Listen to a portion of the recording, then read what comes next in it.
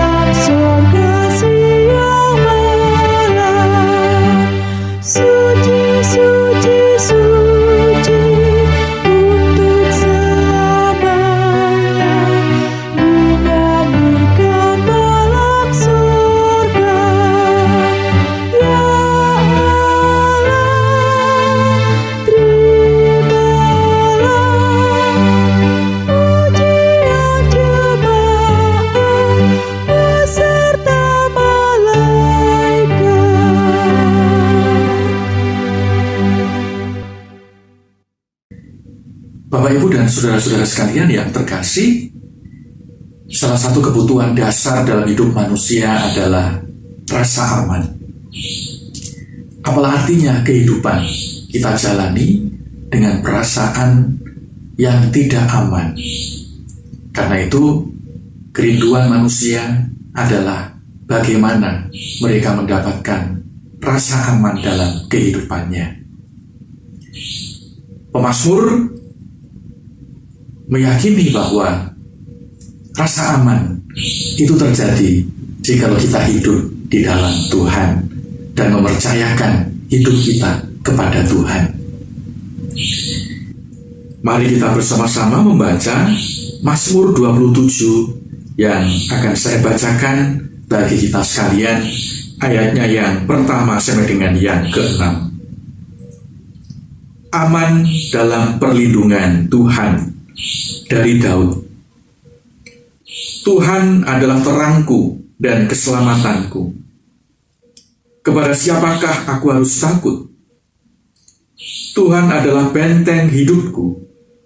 Terhadap siapakah aku harus gemetar? Ketika penjahat-penjahat menyerang aku untuk memakan dagingku, yakni semua lawanku dan musuhku. Mereka sendirilah yang tergelincir dan jatuh. Sekalipun tentara berkemah mengepung aku, tidak takut hatiku. Sekalipun timbul peperangan melawan aku, dalam hal itu pun aku tetap percaya. Satu hal telah kuminta kepada Tuhan, itulah yang kuingini, diam di rumah Tuhan seumur hidupku, menyaksikan kemurahan Tuhan dan menikmati baiknya. Sebab Ia melindungi aku dalam pondoknya pada waktu bahaya. Ia menyembunyikan aku dalam persembunyian di kemahnya. Ia mengangkat aku ke atas gunung batu. Maka sekarang tegaklah kepalaku mengatasi musuhku sekeliling aku. Dalam kemahnya aku mau mempersembahkan korban dengan sorak-sorai. Aku mau menyanyi dan bermazmur bagi Tuhan. Demikianlah firman Tuhan, Mazmur 27 ayat 1 sampai dengan yang ke-6.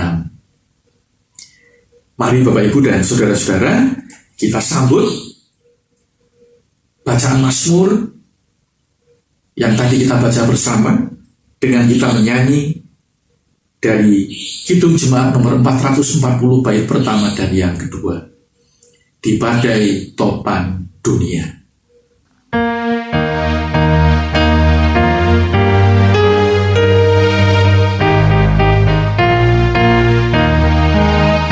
Di badai topan dunia, Tuhanlah perlindunganmu. Kendati goncang semesta, Tuhanlah perlindunganmu. Ya Yesus, gunung batu di dunia, di dunia, di dunia. Ya Yesus, gunung batu di dunia, tempat berlindung yang teguh.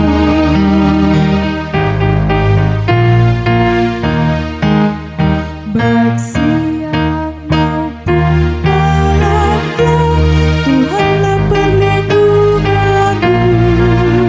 Niscaya takut lenyap, Tuhanlah perlindunganmu. Ya Yesus, gunung batu di dunia, di dunia, di dunia. Ya Yesus, gunung batu di dunia, tempat berlindung yang teguh.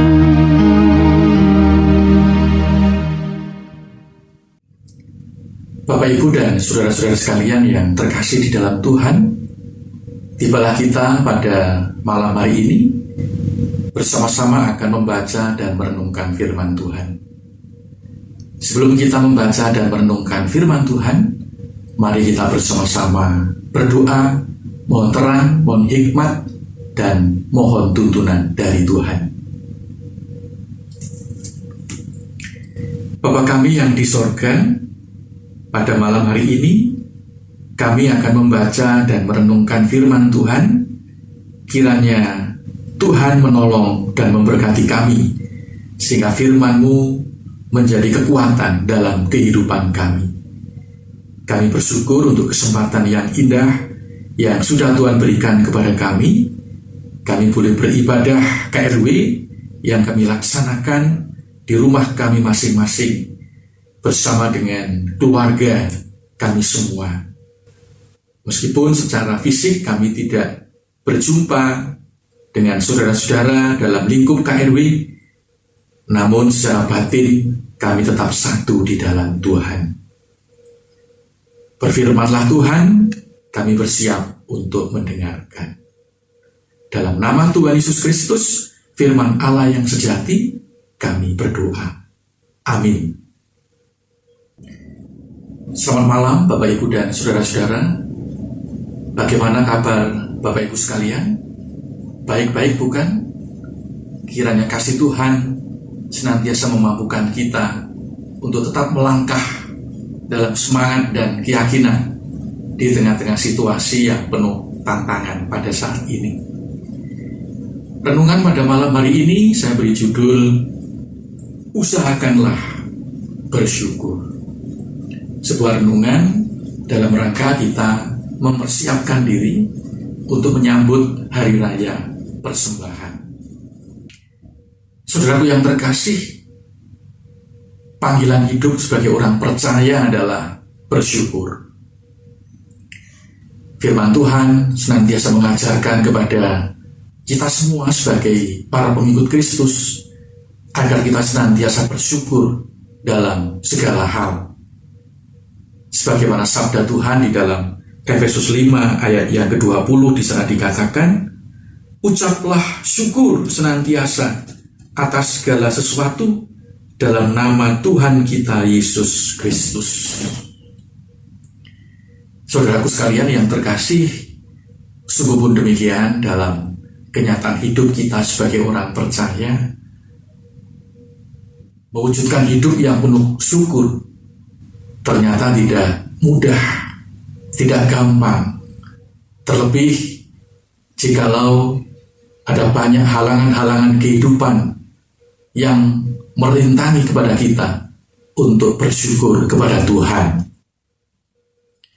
Seperti misalnya beban hidup yang begitu berat, ketakutan-ketakutan akan masa depan, juga berbagai penderitaan hidup yang kita alami dalam kehidupan kita, juga termasuk aturan-aturan yang membuat kita khawatir dalam kehidupan dan membuat kita takut melangkah dalam kehidupan ini.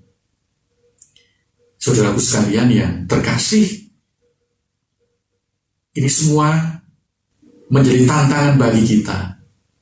Apakah kita dalam hidup yang kita jalani sebagai umat Allah ini masih menyempatkan, mengupayakan, mewujudkan rasa syukur, termasuk di tengah-tengah suasana hidup yang berbeda pada saat ini, di mana kita memasuki masa pandemi, sesuatu yang sama sekali tidak pernah kita pikirkan, sesuatu yang sama sekali tidak pernah kita perkirakan, sesuatu yang mungkin beberapa waktu yang lalu, itu tidak mungkin terjadi di tempat kita, di Indonesia, di Sidoarjo. Itu hanya terjadi di jauh sana, di negeri asing, yang jauh dari kita. Tetapi toh, waktu menunjukkan bahwa itu juga terjadi di tengah-tengah kehidupan kita. Sudahkah kita terus mengupayakan hidup yang penuh dengan rasa syukur? Bapak Ibu dan saudara-saudara sekalian yang terkasih di dalam Tuhan, bacaan kita pada saat ini menceritakan sebuah mujizat besar yang dilakukan oleh Tuhan Yesus sebagai tanda bahwa kerajaan Allah telah datang pada diri Tuhan Yesus Kristus. Yaitu ketika Tuhan Yesus menyembuhkan orang yang sakit kusta.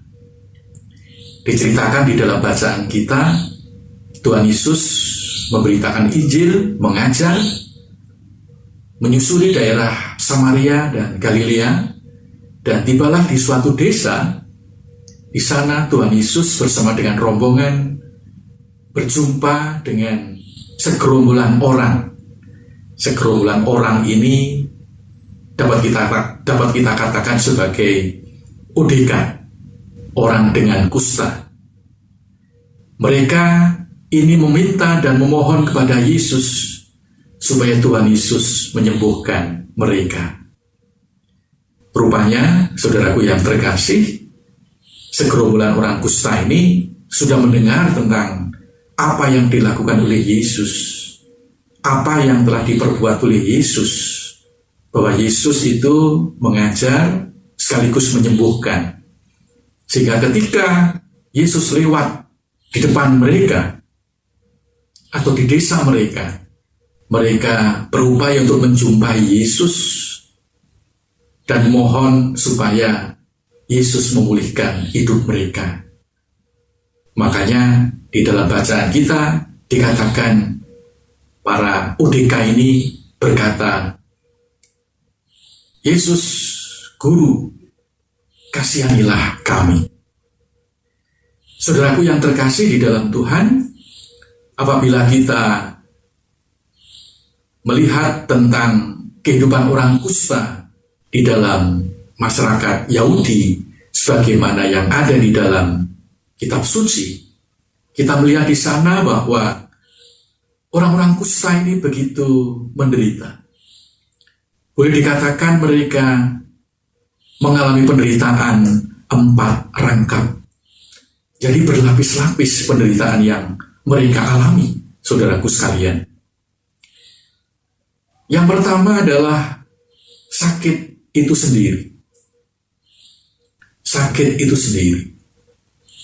Mereka yang sakit kusta adalah mereka yang tidak pernah merasakan sakit, tetapi tiba-tiba tangan mereka terputus, tangan mereka mengecil atau bahkan melepuh atau melengkung. Ini yang pada waktu itu belum ada obat, sehingga ini menjadi satu penderitaan bagi mereka. Yang kedua, saudaraku sekalian yang terkasih, adalah beban sosial. Kalau sekarang kita hampir tiap hari ya, mendengar istilah karantina karena ada wabah pandemi corona pada saat ini. Pada zaman Tuhan Yesus pun ada istilah karantina. Orang-orang yang sakit kusta ini harus diasingkan di suatu tempat. Mereka tinggal jauh dari masyarakat. Makanya di dalam bacaan kita, ketika segerombolan orang kusta ini ingin menjumpai Yesus, mereka tidak berhadapan-hadapan. Tetapi di dalam bacaan kita dikatakan mereka tinggal agak jauh atau berdiri agak jauh dan mengatakan niatnya supaya disembuhkan. Mereka adalah orang yang bisa menularkan penyakit, sehingga mereka harus dikarantina jauh dari komunitas masyarakat. Mereka terasing dari masyarakat dan mereka tidak hidup bersama dengan keluarga mereka, tapi mereka hidup secara sendiri-sendiri. Diasingkan dari masyarakat supaya penyakitnya itu tidak menular kepada yang lain. Yang ketiga, saudaraku sekalian yang terkasih, mereka juga terbeban karena mereka dianggap, dicap sebagai orang yang berdosa. Mereka ini adalah orang-orang yang boleh dikatakan memiliki kerohanian level 2, kelas 2, karena dianggap mereka sebagai orang yang berdosa. Kusta adalah sebuah penyakit hukuman dari Tuhan, sehingga mereka adalah orang yang berdosa. Sedangkan yang keempat, beban yang mereka hadapi adalah mereka ini adalah tidak bisa bekerja, tidak bisa menyambung hidup, tidak bisa melakukan sesuatu.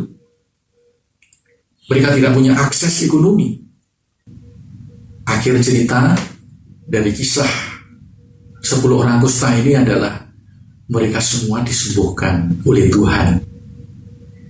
Namun dari kisah penyembuhan ini kita bisa melihat siapa di antara mereka yang hanya memperhatikan berkat, hanya berpikir tentang berkat, hanya berpikir bagaimana mengelola berkat, dan siapa yang mampu berpikir berkat ini dari mana, bagaimana menghormati sang pemberi berkat, bagaimana mensyukuri atas semua yang sudah dialami. Saudaraku, memang Di dalam kisah penyembuhan ini, ke-10 orang kusta itu memang diminta untuk pergi kepada imam.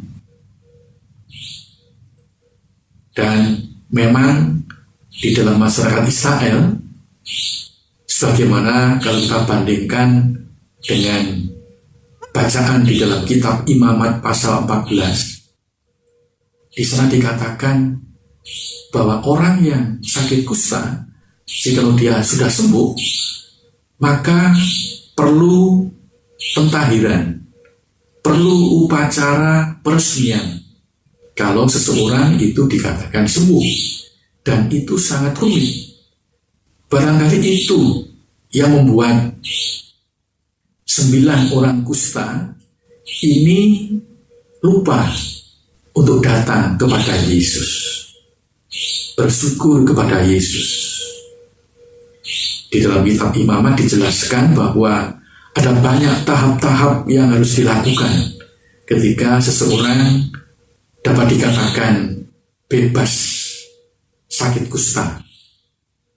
Antara lain harus mempersembahkan korban bakaran, harus dicukur kepalanya, pakaiannya dicuci, dan harus mandi, dan itu dilakukan di luar bait Allah sebelum masuk dalam bait Allah.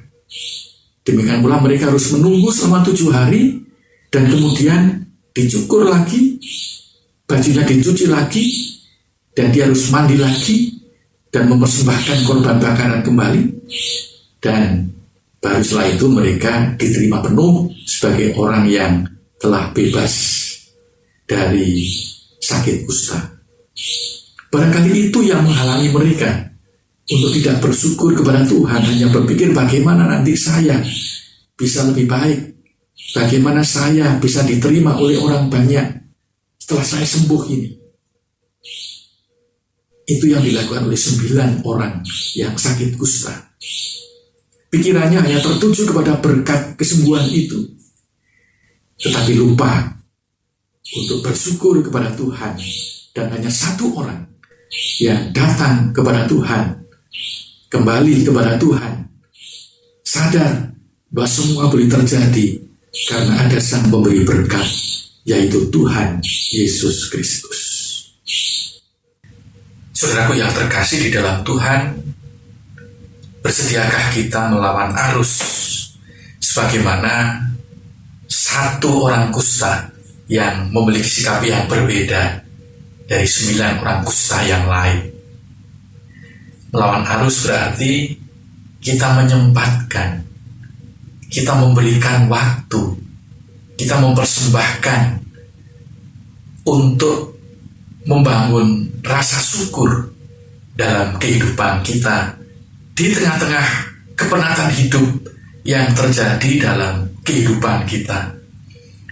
Terlebih di tengah-tengah suasana pandemi pada saat ini, kita masih berupaya untuk menyempatkan, mengupayakan dan mengusahakan mengucap syukur. Kita tidak hanya berpikir bagaimana pandemi ini bisa segera berlalu, tetapi di sela-sela usaha itu kita berupaya untuk tetap mengucap syukur kepada Tuhan. Karena itu sungguh baik, sungguh indah dan sungguh luar biasa jikalau kita pada saat ini merayakan Hari Raya Persembahan.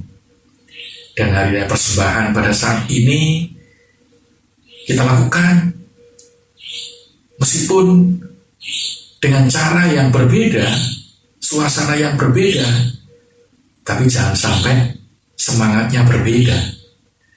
Semangatnya harus tetap ada, tetap menyala-nyala,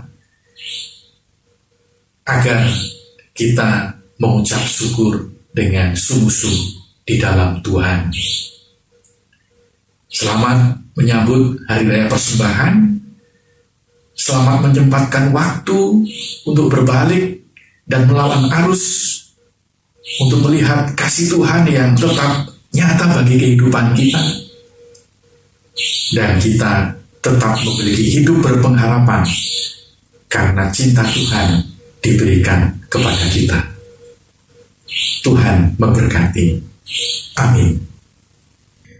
Bapak, Ibu, dan saudara-saudara sekalian yang terkasih di dalam Tuhan, mari pada saat ini kita bersama-sama bersyukur kehadiran Tuhan dengan kita mempersembahkan persembahan, dan kita iringi dengan kita menyanyi dari Kidung Jemaat nomor 439, bait pertama dan yang kedua. Bila topan keras melanda hidupmu.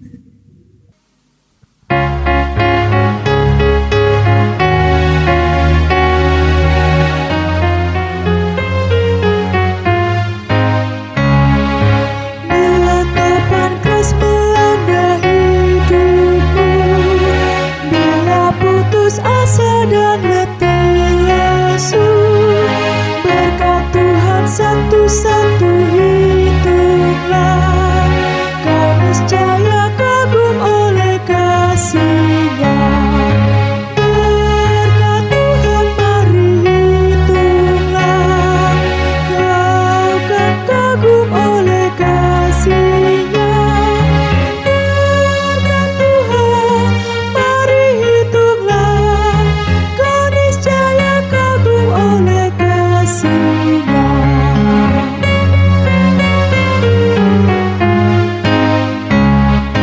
Adakah beban membuat kau penat? Salib yang kau pikul menekan berat.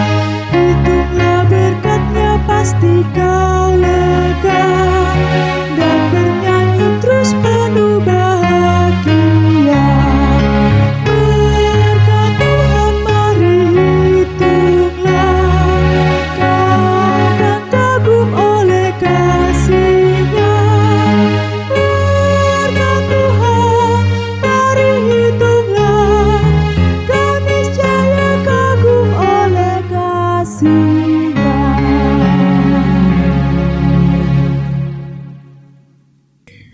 Bapak, Ibu, dan saudara-saudara, kita akan bersama-sama masuk dalam doa syafaat, doa syukur, dan perlu menjadi catatan bagi kita semua bahwa besok hari Minggu kita akan merayakan Hari Raya Persembahan, dan seluruh ibadah, baik ibadah anak sampai dengan ibadah umum, dijadikan satu pada pukul 8 pagi.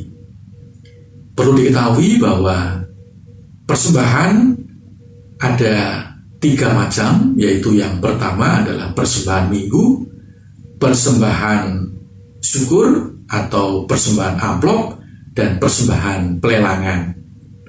Karena melihat dan memperhatikan situasi yang ada, maka panitia menata bahwa fokus unduh-unduh ini atau fokus unduh-unduh kali ini lebih titik beratkan pada peningkatan persembahan amplop atau persembahan syukur unduh-unduh.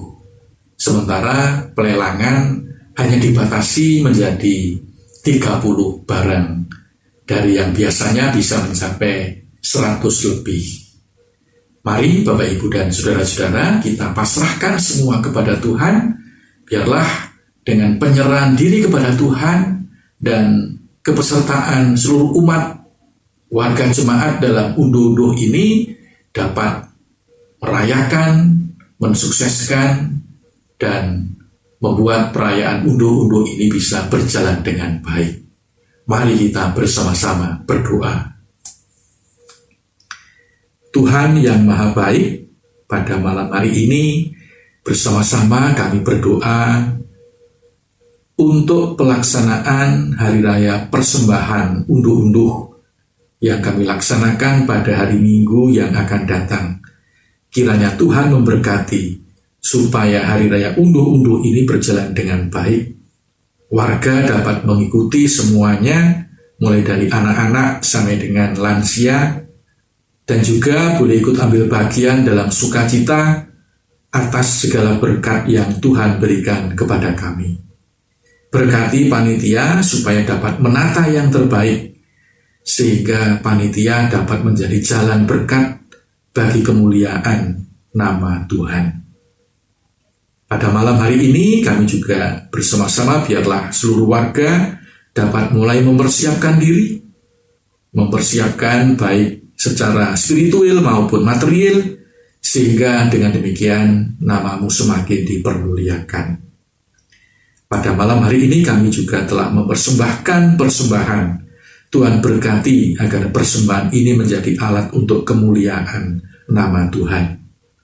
Kami juga bersama-sama berdoa ya Tuhan untuk saudara-saudara kami yang menderita sakit. Tuhan berkati supaya mereka semua mendapatkan berkat kekuatan dan kesembuhan dari Tuhan. Kami juga bersama-sama berdoa untuk apa yang terjadi di tengah-tengah bangsa kami, bahwa ada pandemi yang begitu membuat kami semua berada dalam tantangan kehidupan. Kiranya Tuhan memberkati supaya semua ini cepat berlalu dan kami semua dapat hidup normal kembali. Berkati para pemerintah, tenaga medis, tim keamanan, supaya dapat menata semua krisis ini kepada kebaikan. Demikian pula para korban, mereka yang kehilangan anggota keluarga, Tuhan berikan kekuatan dan penghiburan. Demikian pula dengan mereka yang dirawat, mereka yang masih dalam perawatan intensif, Tuhan kiranya selalu memberikan kesehatan yang terbaik. Di malam hari ini kami juga berdoa untuk keluarga kami semua, berkati dan lingkupi kami dengan berkat keselamatan dari Tuhan, sehingga kami semua dijauhkan dari sakit penyakit COVID-19. Di malam hari ini kami akan menutup ibadah. Tuhan kiranya selalu memberkati kami, melindungi kami dalam menjalani kehidupan kami hari lepas hari. Inilah Tuhan, doa-doa syafaat kami yang kami panjatkan semua di dalam nama Tuhan Yesus Kristus. Amin. Bapak, Ibu, dan saudara-saudara sekalian yang terkasih di dalam Tuhan, mari kita bersama-sama menutup ibadah ini dan kita bersama-sama memasuki kehidupan kita dengan penuh pengharapan dan selalu berharap kepada Tuhan. Mari kita nyanyikan Kidung Jemaat nomor 445, Harap akan Tuhan, bait yang pertama dan yang kedua.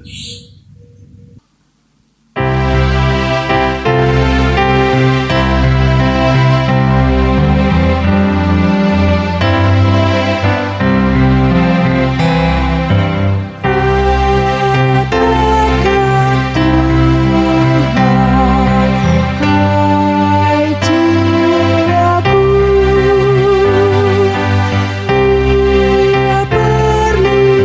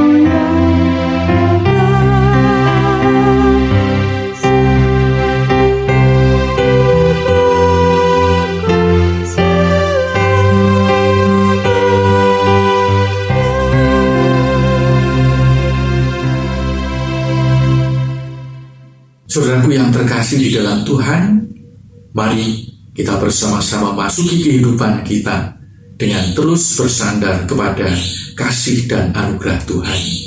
Mari kita menerima berkat Tuhan. Kiranya damai sejahtera dari Tuhan Allah Bapa, Tuhan Yesus Kristus, di dalam persekutuan dengan Roh Kudus, memberkati kepada saudara-saudara sekalian, mulai saat ini sampai dengan selama-lamanya. Haleluya. Amin.